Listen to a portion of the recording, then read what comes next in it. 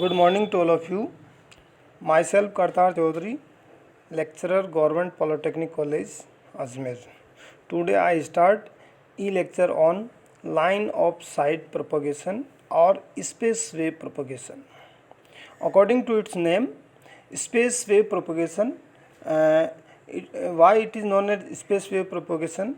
Because the high frequency signal ranging greater than 30 megahertz propagate in such way, and these signals are propagate above the earth in the tropospheric region, where the range of tropospheric region or height of tropospheric region is from earth is 0 to almost 20 kilometres.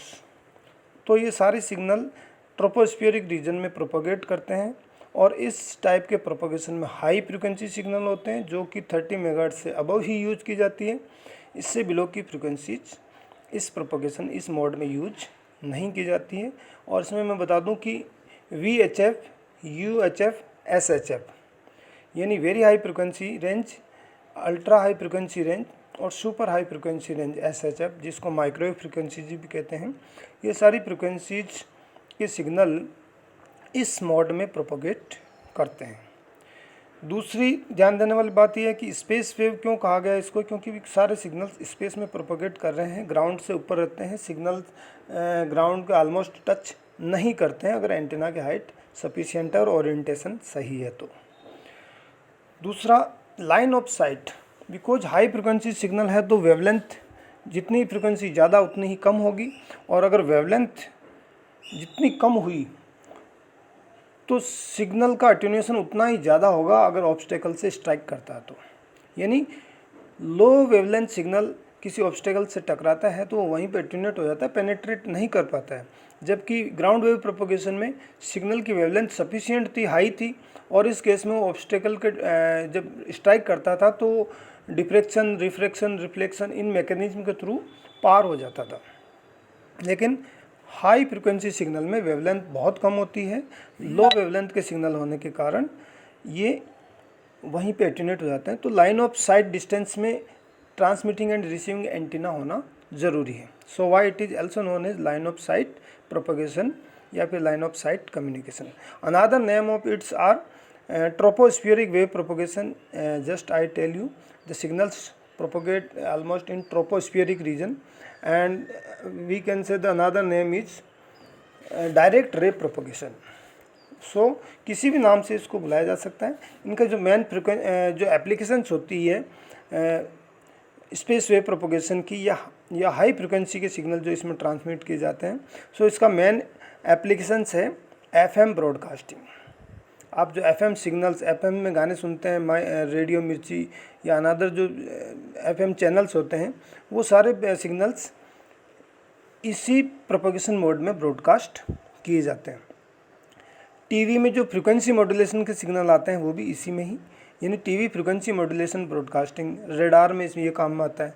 Mobile communication, satellite communication, इन सभी में ये space wave communication काम में आता है. अब another जो इसमें एक ध्यान देने वाली बात है कि इसकी ज़रूरत क्यों हुई.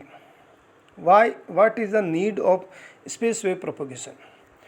स्पेस वेव प्रोपोगेशन की नीड तब हुई जब हाई फ्रिक्वेंसी के सिग्नल ना ग्राउंड वेव से प्रोपोगेट हो पा रहे थे, ना आयनोस्फीयरिक वेव से प्रोपोगेट हो पा रहे थे. यानी दोनों तरीके के मोड में जो डिसएडवांटेज थे उनको रिमूव करने के लिए स्पेस वेव प्रोपोगेशन का यूज किया गया. जब फ्रिक्वेंसी 2 मेगाहर्ट्ज से कम थी तो ग्राउंड वेव से सिग्नल अर्थ की कर्वेचर को फॉलो करते हुए पास कर रहे थे. लेकिन जैसे जैसे फ्रिक्वेंसी इंक्रीज होती है तो लॉसेज ग्राउंड के रेस्पेक्ट में बढ़ जाते हैं, एब्जॉर्प्शन लॉसेज बढ़ जाते हैं, चार्जेज न्यूट्रलाइजेशन हो रहे थे, टिल्टिंग हो रही थी, तो वो सारे ग्राउंड इफेक्ट हो रहे थे. उस वजह से हाई फ्रिक्वेंसी सिग्नल प्रोपोगेशन वहाँ पॉसिबल नहीं था. और अगर 2 मेगाहर्ट्ज से अबव के सिग्नल थे तो आयनोस्फीयरिक वेव प्रोपोगेशन करवा रहे थे, जिसमें सिग्नल 2 या 3 मेगाहर्ट्ज टू 30 मेगाहर्ट्ज तक आयनोस्फीयर में भेजे जा रहे थे. लेकिन अब नेक्स्ट प्रॉब्लम ये होती है कि 30 मेगाहर्ट्ज से अबव के सिग्नल यानी VHF, UHF और SHF बैंड, इन फ्रिक्वेंसी के सिग्नल को अगर आयनोस्फीयर के थ्रू प्रोपोगेट करवाते हैं तो वो रिफ्लेक्ट नहीं हो पाता, आयन लेयर से रिफ्लेक्ट नहीं होकर डायरेक्ट पेनेट्रेट कर जाते हैं स्काई में. So this is also trouble. और दोनों प्रोपोगेशन मोड हाई फ्रिक्वेंसीज में जब काम नहीं आ पा रहे हैं, तो तीसरा जो प्रोसेस या जो प्रोपोगेशन मैकेनिज्म जो मोड बचता है वो है space wave propagation. So high frequency और very high frequency microwave signals, इन सभी सिग्नल्स को स्काई वेव से प्रोपोगेट करते हैं। अब ये क्वेश्चन है कि हाई फ्रिक्वेंसी सिग्नल के ट्रांसमिशन के लिए LOS कम्युनिकेशन यानी लाइन ऑफ साइट कम्युनिकेशन ही क्यों ज़रूरी है? ये इसलिए ऐसे कि ऑब्स्टेकल अगर बीच में होंगे या अर्थ की कर्वेचर अगर बीच में आएगी तो बिकॉज इनकी वेवलेंथ बहुत कम होती है, और वेवलेंथ कम होने के कारण अटेन्यूएशन लॉसेस बहुत ज़्यादा हो जाते हैं और सिग्नल वहीं पे लॉस्ट हो जाएंगे। सो मैक्सिमम वो डिस्टेंस जिसमें बीच में ऑब्स्टेकल नहीं आए या अर्थ के कर्वेचर नहीं आए, लाइन ऑफ साइट एक दूसरे से देखते हुए हो, ऐसा अरेंजमेंट किया जाता है, ऐसा एंटीनाज की ओरिएंटेशन होती है, और इसलिए इसको लाइन ऑफ साइट प्रोपोगेशन भी कहते हैं। ये देख सकते हैं आप, लाइन ऑफ साइट या स्पेस वेव प्रोपोगेशन को सैटेलाइट तक भी एक्सटेंड किया जा सकता है, यानी स्पेस वेव सिग्नल्स को ट्रोपोस्फियरिक रीजन में प्रोपोगेट करवाते हैं, ये सही है। लेकिन अगर इसका एक्सटेंडेड वर्जन या एडवांस वर्जन कह सकते हैं कि सिग्नल को, हाई फ्रिक्वेंसी सिग्नल को, वेरी हाई फ्रिक्वेंसी सिग्नल को, माइक्रोवेव सिग्नल्स को सैटेलाइट के थ्रू भी ट्रांसमिट किया जा सकता है। ट्रांसमिटिंग एंटेना का ओरिएंटेशन इस तरीके से रहेगा कि आइनोस्फीयरिक लेयर को पार करते हुए सिग्नल्स सैटेलाइट तक जाएगा और फिर सैटेलाइट से वापस अर्थ की तरफ आएगा। तो दोनों प्रोपोगेशन इसमें पॉसिबल है, ट्रोपोस्फियरिक रीजन में भी और वाया सैटेलाइट भी, जो कि एक्सटेंडेड वर्जन है इसका। आगे देखते हैं, ये है ट्रोपोस्फियरिक वेव प्रोपोगेशन, यानी स्पेस वेव प्रोपोगेशन में दो तरीके से सिग्नल रिसीविंग एंटीना तक पहुंच पाते हैं, एक डायरेक्ट वेव और एक रिफ्लेक्टेड वेव, जो कि अर्थ की सरफेस से रिफ्लेक्ट होके ट्रांसमिट हो रही है। इसमें जैसा कि मैंने बताया था, फर्स्ट चीज़ ये है, फर्स्ट पॉइंट ऑफ व्यू जो ध्यान देने वाली बात है कि ऑब्स्टेकल्स प्रेजेंट नहीं होने चाहिए बिटवीन टू एंटीना, यानी लाइन ऑफ साइट पे दोनों एंटीना एक दूसरे को देखते हुए होना चाहिए।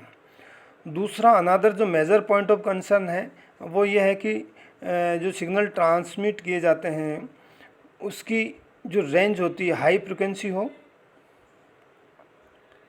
और उसकी जो प्रोपोगेशन रेंज यानी डिस्टेंस कितनी हो।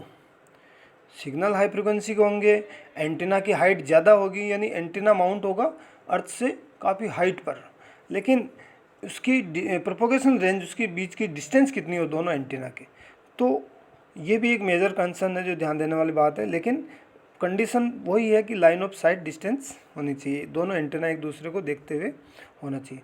तीसरा, अगर एंटीना प्रॉपर हाइट पे नहीं है और अर्थ की सरफेस के नज़दीक है तो उनका ओरिएंटेशन इस तरीके से हो कि अर्थ की कर्वेचर को सिग्नल ना छुए, ना इंटरेक्ट ना हो उनका, क्योंकि अगर इंटरेक्ट होगा तो हाई फ्रिक्वेंसी के सिग्नल होने से अर्थ की कर्वेचर पे जैसे ही छुएंगे, उनको इंटरेक्ट करेंगे तो सिग्नल लॉस्ट हो जाएंगे।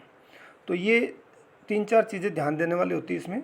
और अनदर जो सिग्नल रिसीविंग एंड पे पहुंचते हैं वो डायरेक्ट सिग्नल भी हो सकते हैं, और कुछ सिग्नल फिर भी ग्राउंड से रिफ्लेक्ट होके रिसीविंग एंटीना तक पहुंचते हैं।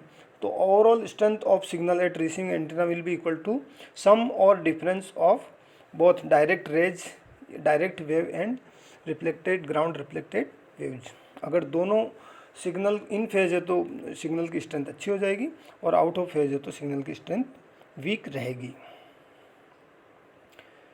अब नेक्स्ट जो इसमें है वो कि ट्रांसमिटिंग एंटीना और रिसीविंग एंटीना के बीच की डिस्टेंस यानी रेंज, रेंज का मतलब होता है प्रोपोगेशन डिस्टेंस, तो क्या रहेगी। तो ये देख सकते हैं पाइथागोरस थ्योरम जो अप्लाई की है इसमें, कि यहाँ से ये सेंटर ऑफ अर्थ है और यहाँ से अर्थ की जो रेडियस है कैपिटल R से शो की गई है, ये भी कैपिटल R से शो की गई है, और ये अर्थ के ओरिजिन से x डिस्टेंस पे मान लो ट्रांसमिटिंग एंटीना माउंटेड है, ये हाइट है ट्रांसमिटिंग एंटीना की। तो ये इस तरीके से एक ट्रायंगल बनता है, और पाइथागोरस थ्योरम से जो x की वैल्यू है यानी डिस्टेंस x की वैल्यू फाइंड आउट कर सकते हैं।